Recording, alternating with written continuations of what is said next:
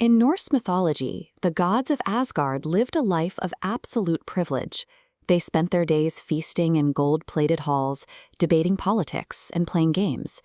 As immortals who regularly consumed magical apples to maintain their youth, they lived without the fear of death.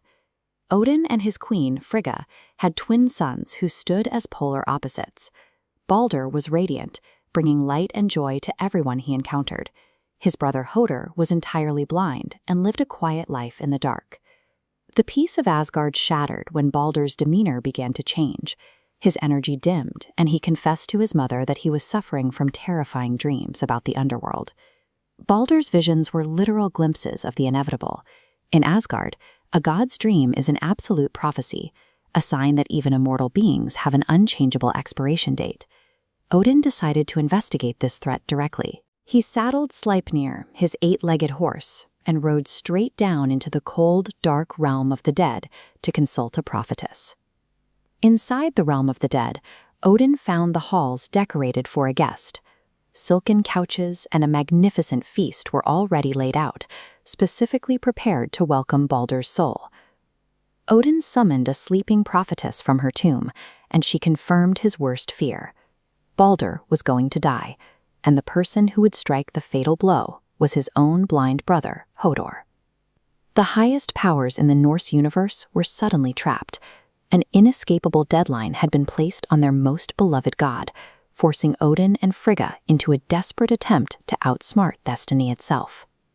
To engineer her son's safety, Frigga extracted a sworn oath of nonviolence from every tree, animal, metal, and stone, creating a dense shield around Baldur. But looking closely, there's a singular gap. She dismissed a tiny sprig of mistletoe, leaving one microscopic vulnerability. Believing they had defeated fate, the gods invented a new game. They stood in a circle, hurling deadly weapons at Baldur, laughing as the magic of the oaths forced every blade to curve unnaturally around him. Their confidence in this invulnerability blinded them to the one unchecked loophole they had left behind.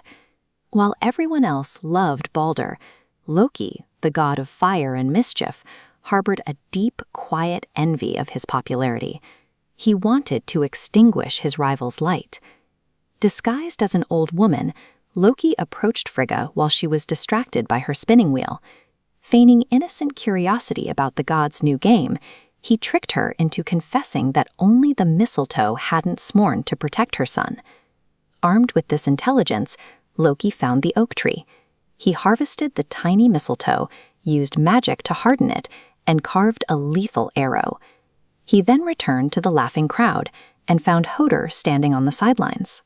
Loki approached the blind god, placed the mistletoe arrow in his hands, and offered to be his eyes so he could join in the fun.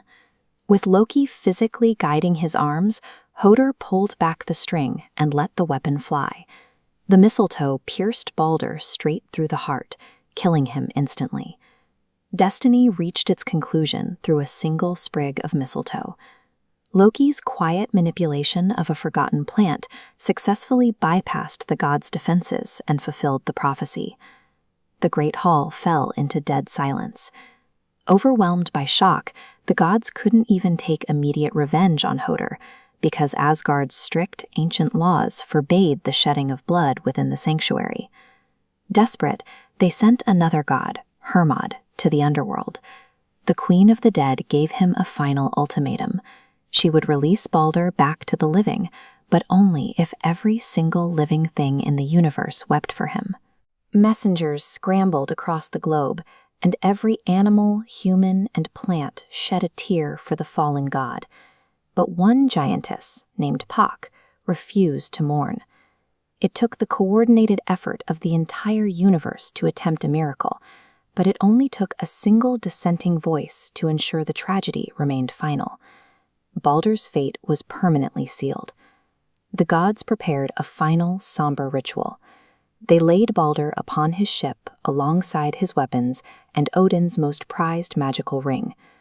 A giantess pushed the heavy hull out to sea, and the vessel burned as it drifted into the dark water. As the ship vanished, the gods were left with the knowledge that their power had a ceiling. It was a final lesson that no amount of authority or magical protection can rewrite a destiny that has already been decided.